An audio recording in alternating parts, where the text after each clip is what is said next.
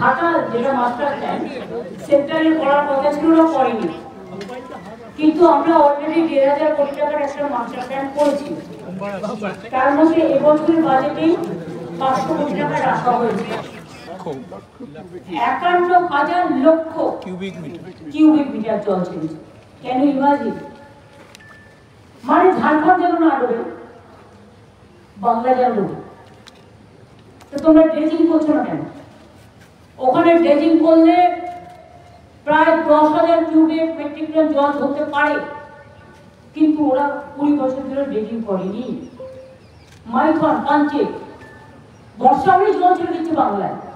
তো বাংলার কতটা সইবে? এই অত্যাচার আমরা সইব না। আগামী দিন আমি 2026-এর নির্বাচনের পরে এই ডিবিসির জল আমাদের এখানে ছাড়লেই কি করে ডিবিসির জলটাকে আটকানো যায় তার প্ল্যানিং আমরা করব।